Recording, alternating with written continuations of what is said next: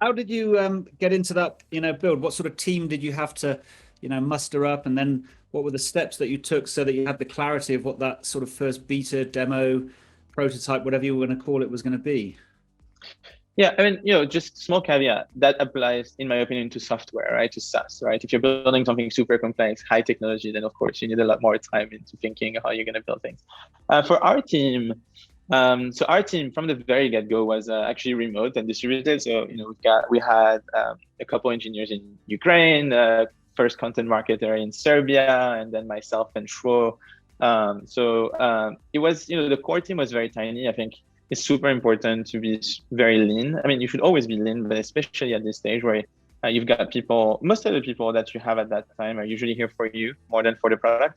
You don't really have anything. So they think you're going to build something great and they want to be working with you. Yeah. So couple good engineers, one or two person to help you on the marketing and sales guys. And then, yeah, this is the time where as a founder, you don't sleep very much because your role is to, I mean, you don't sleep very much anyway, but at that specific time, a lot of those things rest on your shoulder because you are the one that needs to figure out, am I investing my time and my team's time in the right places? How did you go about finding the people? I mean, I guess a lot of people that are sitting in the US, the UK, here, South Africa, you're mentioning places like the Ukraine and Serbia. You could think of India and lots of other locations, low cost locations. How did you decide on these geographies and find the sort of people and get comfortable they were of the quality that you needed?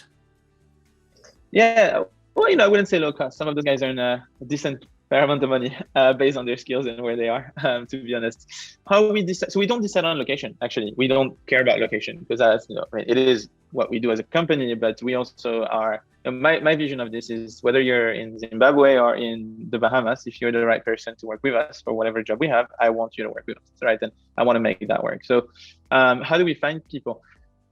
We have the luxury of having built a pretty solid brand in this space. So we do get like a decent amount of organic people working with us. We do work with external recruiters that, have this quite a few external recruiters that have started to break down their traditional barriers of hiring and start thinking about talent by role and by skills rather than location. So that has been quite helpful. Generally, yeah, we reach out to people, right? When we think you're the right person, we do, our recruiting team, which is not that big today. We ping people and we try to work with them and ask them to join us regardless of their location. So you then got together with Y Combinator. I think most people know the sort of Y Combinator model of the support that they give. What was the biggest factor that you found that they were, most helpful? Where was it that they really were able to give you a kickstart? I think there's quite a few things. First, I had never raised money before. I did grow in an environment of venture capital throughout my years as early on, but actually, I was a French guy in Israel, so the de facto of countries like Israel, France, is that the people usually invest in people they understand, and they've seen a model that they can a pattern that they can replicate. So, a French guy in Israel at that time, there was no pattern for anyone to look at and think this guy might be successful or not. So, access to venture capital was something I didn't have and something that definitely YC opened up for us, right? When we moved to the Valley, we didn't have a lot of connections.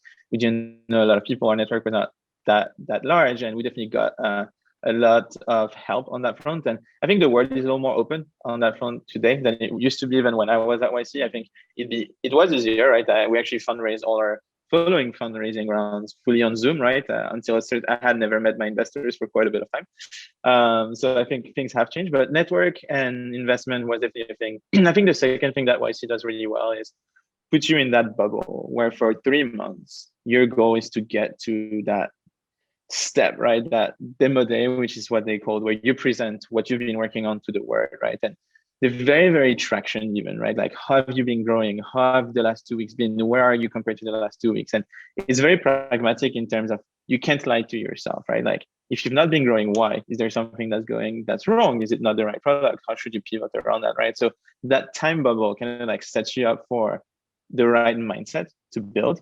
And that's actually a mindset you carry on over time, right? Like that data driven. I'm looking at how we're doing very deeply into the data and how we're growing is something you carry on after that. So I mean, it was super beneficial for us, apart from the fact that we moved so much faster because we were, locked in an apartment for 3 months, just working day and night. All of the other things worked out really well for us. I'm very, very thankful for Voice. Was that opening track from the Beatles therefore a good representation or a good lyric for you? Was it literally, hard day's night there because it was 24/7, weekends included? I, finished pretty late last night as well. So, fast-growing companies are, definitely are more of the work than the life in the work-life balance. And there's definitely concessions you need to make, you and your family, when you're building that type of companies. And but sadly or fortunately for me, it's what I like. That's what drives me. So I don't even think of it that way. I think of it as every minute I get to spend on my product, on my team, is something I'm excited about and I'm happy about. Yeah. And then question here, which I'm really sort of working around anyway in the last two, but just expanding from David Barzile here. When you said at the start that you've bootstrapped your previous companies and some had been successful and what have you, what was it about Deal that made you decide Y Combinator and that you're really going to go for funding Series 1 and if you get successful, as to where are you now? Series 3, I think. Series C, yeah, we've raised about $200 million so far. Transparently, the ability to raise funds. At the time, I wish I would have been able to raise funds with my first product. I tried. Just didn't have the traction, didn't have the right narrative, didn't have the team, didn't have the things in place to get there. And I mean, going back, maybe I for sure could have done a better job at it. But I am, my mindset and my way of living aligns really well with the grow as fast as you can and invest a lot and move really, really fast. That's very much my mentality. So the answer is I wish I could have. I guess at the time failed to do it.